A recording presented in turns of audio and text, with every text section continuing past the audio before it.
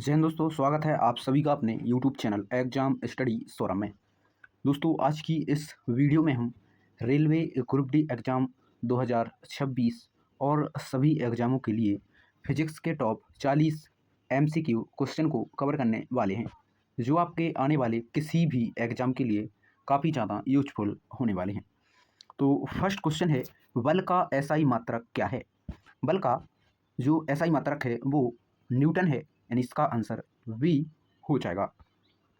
अगला प्रश्न है, कार्य का SI मात्रक क्या है?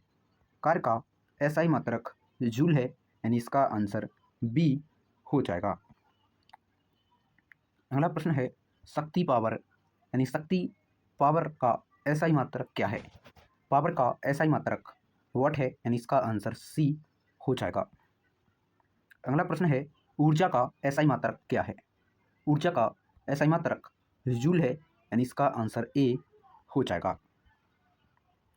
अगला प्रश्न है, गुरुत्वीय त्वरण जी का मान लगभग कितना है? जी का मान लगभग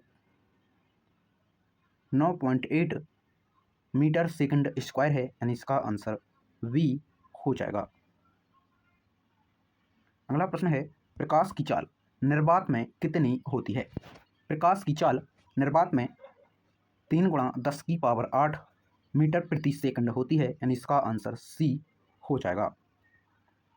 अगला प्रश्न है, वेग का SI मात्रक क्या है? वेग का SI मात्रक मीटर सेकंड है, यानी इसका आंसर सी हो जाएगा।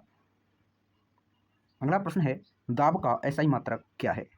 दाब का SI मात्रक पास्कल है, यानी इसका आंसर सी हो जाएगा। अगला प्रश्न है, विद्युत धारा का SI मात्रक क्या है? विद्युत धारा का SI मात्रक एम्पियर है, यानी इसका आंसर बी हो जाएगा। अगला प्रश्न है, प्रतिरोध का SI मात्रक क्या है? प्रतिरोध का SI मात्रक ओम है, यानी इसका आंसर ए हो जाएगा। अगला प्रश्न है, विद्युत विभव का SI मात्रक क्या है? विद्युत विभव का SI मात्रक वोल्ट है, यानी इसका आंसर सी हो जाएगा। अगला प्रश्न है, विद्युत शक्ति का SI मात्रक क्या है? विद्युत शक्ति का SI मात्रक वाट है, यानी इसका आंसर बी हो जाएगा। अगला प्रश्न है, ध्वनि किस माध्यम में सबसे तेज चलती है? ध्वनि सबसे तेज निर्वात में चलती है, यानी इसका आंसर डी हो जाएगा। सॉरी दोस्तों, इसका आंसर डी नहीं, इसका आंसर सी होगा। ठोस में ध्वनि सबसे तेज चलती है। अगला प्रश्न है, प्रकाश किस प्रकार की तरंग है? प्रकाश अनुप्रस्थ तरंग है, यानी इसका आंसर बी हो जाएगा। अगला प्रश्न है, उत्तल लेंस कैसा लेंस होता है? उत्तल लेंस अभिसारी लेंस होता है, यानी इसका आंसर बी हो जाएगा। अगला प्रश्न है, अवतल लेंस का उपयोग कहाँ किया जाता है? अवतल दर्पण का उपयोग सेविंग मिरर में किया जाता है, यानी इसका आंसर बी हो जाएगा। अगला प्रश्न है, न्यूटन का प्रथम नियम किससे संबंधित है? न्यूटन का प्रथम नियम है जो जड़त्व से संबंधित है, यानी इसका आंसर बी हो जाएगा। अगला प्रश्न है, न्यूटन का द्वितीय नियम किस सूत्र पर आधारित है? न्यूटन का द्वितीय नियम F = ma पर आधारित है, यानी इसका आंसर ए हो जाएगा। अगला प्रश्न है, न्यूटन का तृतीय नियम क्या कहता है? क्रिया के बराबर एवं विपरीत प्रतिक्रिया, यह न्यूटन का तृतीय नियम कहता है, यानी इसका आंसर बी हो जाएगा। अगला प्रश्न है, घर्षण बल किसका विरोध करता है? घर्षण बल गति का विरोध करता है, यानी इसका आंसर बी हो जाएगा। अगला प्रश्न है, संवेग का SI मात्रक क्या है? संवेग का SI मात्रक किलोग्राम मीटर पर सेकंड है, यानी इसका आंसर ए हो जाएगा। अगला प्रश्न है, कार्य करने की क्षमता को क्या कहते हैं? कार्य करने की क्षमता को ऊर्जा कहते हैं, यानी इसका आंसर बी हो जाएगा। अगला प्रश्न है, किसी वस्तु का भार कहाँ सबसे कम होता है? किसी भी वस्तु का भार सबसे कम चंद्रमा पर होता है, यानी इसका आंसर सी हो जाएगा। अगला प्रश्न है, ऊष्मा का एसआई मात्रक क्या है?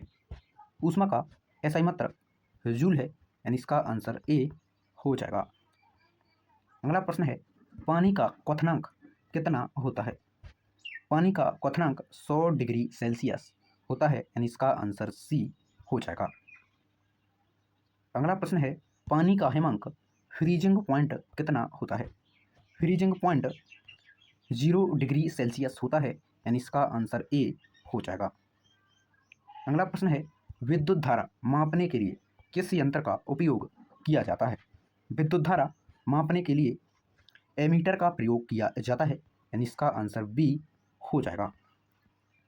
अगला प्रश्न है, विभवांतर मापने के लिए किस यंत्र का उपयोग किया जाता है? विभवांतर मापने के लिए वोल्टीमीटर का उपयोग किया जाता है, तो इसका आंसर बी हो जाएगा।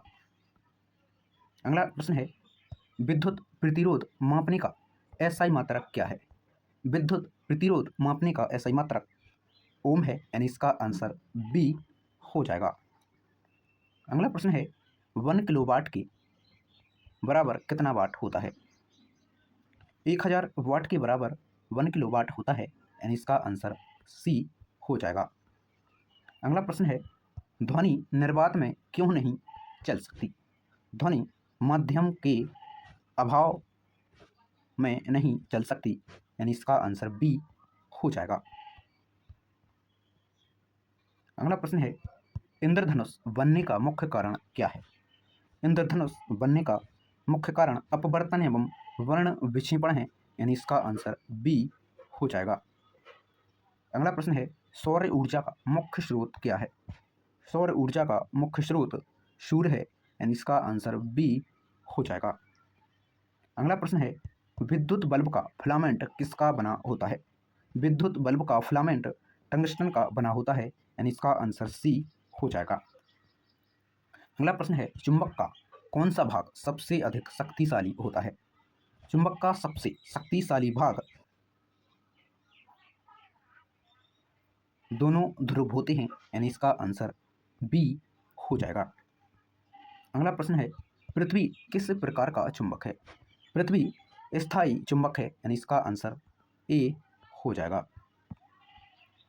अगला प्रश्न है, दर्पण में बनने वाला प्रतिबिंब किस कारण बनता है? वह परावर्तन के कारण बनता है, यानी इसका आंसर बी हो जाएगा। अगला प्रश्न है, मानव नेत्र में प्रतिबिंब कहाँ बनता है? मानव नेत्र में प्रतिबिंब रेटिना में बनता है, यानी इसका आंसर बी हो जाएगा। अगला प्रश्न है, विद्युत मोटर किस सिद्धांत पर कार्य करती है? विद्युत मोटर चुंबकीय प्रभाव पर काम करती है, यानी इसका आंसर बी हो जाएगा। अगला प्रश्न और इस वीडियो का लास्ट प्रश्न है, विद्युत जनित्र जनरेटर किस सिद्धांत पर कार्य करता है? वह विद्युत चुंबकीय प्रेरण पर कार्य करता है, यानी इसका आंसर ए हो जाएगा। दोस्तों, वीडियो आपके लिए थोड़ी सी भी यूजफुल लगी हो तो वीडियो को लाइक और हमारे चैनल को सब्सक्राइब जरूर कर लें।